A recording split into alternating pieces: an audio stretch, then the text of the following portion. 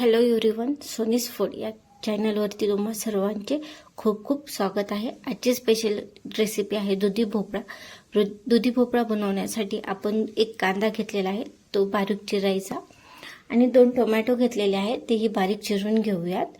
आणि आपण एक दुधी भोपळा घेतलेला आहे, तो स्वच्छ मिठाच्या पाण्यातून धुवून घेतलेला आहे। कोणतीही भाजी बाजारातून आणल्यावर स्वच्छ मिठाच्या पाण्यातून धुवून घ्यावी।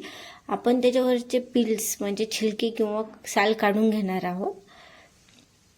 आणि हो, हा व्हिडिओ शेवटपर्यंत पाहायला विसरू नका। मी तुम्हाला या व्हिडिओमध्ये दुधी भोपळा किंवा दुधी भोपळ्याचा रस का प्यावा आणि दुधी भोपळा का खावा याचे इम्पॉर्टन्स सांगणार आहे। आपण आता त्याच्या भोपळ्याच्या समोरचा भाग आणि मागचा भाग कापून घेणार आहोत आणि भोपळ्याचे 2 ते 3 पार्टमध्ये डिवाइड करणार आहोत, जेणेकरून आपल्याला भोपळा कापायला सहज सोपा जाईल। दुधी भोपळा शक्यतो मीडियम घ्यावा, म्हणजे जास्त पिकलेला पण नको आणि जास्त कवळा पण नको। त्याचे जास्त बिया जर निबर असतील तर ते खाण्यास चव नाही लागत। तर आपण सगळं छान बारीक बारीक भोपळा कापून घेणार आहोत। जर तुम्ही डिवाइड करून घेतला तर इझी कापण्यास मदत होते। आजचा पहिला उपचार आहे की आपण दुधी भोपळा का खावा। तर याच्यामध्ये कोलेस्ट्रॉल, फॉस्फरस अशा वेगवेगळे घटक असतात, त्यामुळे ते तुम्हाला मदत करतात। आता आपण दुसरा घेणार आहोत। आता आपण याच्यामध्ये तूप टाकून घेऊया। तुम्हाला हवं असेल तर तुम्ही तेलही टाकू शकता। तूप छान गरम होऊन देऊयात। तूप गरम झालं की त्यामध्ये कांदा, टोमॅटो आणि भोपळा सर्वच टाकून घेणार आहोत। तुम्ही सेम प्रोसेस ही कुकरमध्येही फॉलो करू शकता। 5 शिट्ट्या काढून घेतल्या तरीही छानपैकी भोपळा शिजून येतो। आता आपण भोपळा टाकून घेणार आहोत। दुसरं भोपळ्याचं महत्त्व हे आहे की आपल्याला कोलेस्ट्रॉल कमी करण्यास भोपळा खूप मदत करतो, जेणेकरून हृदयाचे जे आजार वगैरे असतात ना, ते कमी होण्यास मदत होते।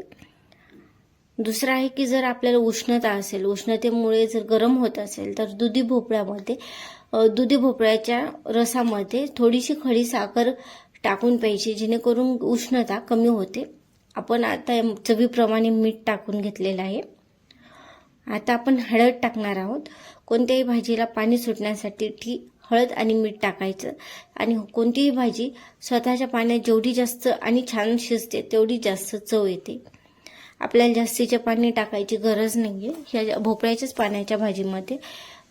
पाण्यामध्ये खूप छान भाजी शिजून येते। याला 5 ते 10 मिनिट छान झाकून घेऊयात। तुम्ही पाहू शकता आपली भाजी थोडीशी कच्ची आहे, शिजत आलेली आहे, पाहू शकता। अजून एकदा हलवून व्यवस्थित पुन्हा एकदा छानपैकी झाकून घेऊयात।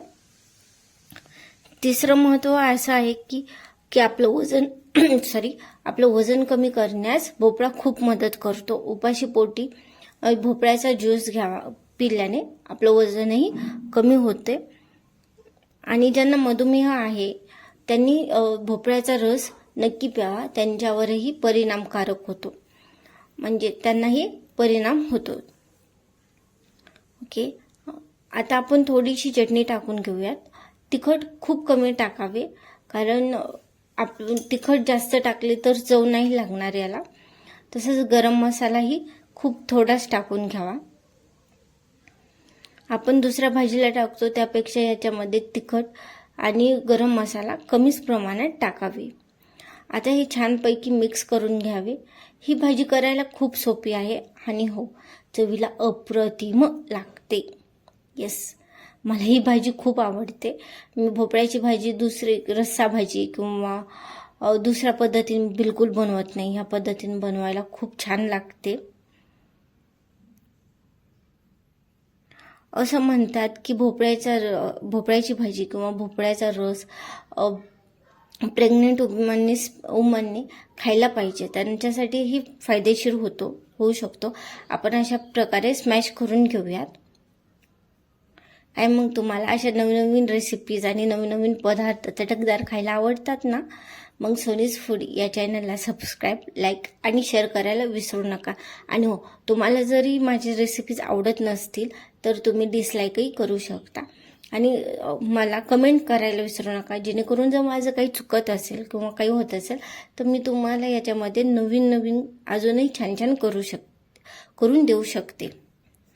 असं स्मॅश केल्याने एक आपलं वांग्याचं भरीत जसं असतं ना तसंच होतं की आता हे खाण्यासाठी तयार आहे. तुम्ही पाहू शकता किती छान दिसते, तसेच छानही लागते.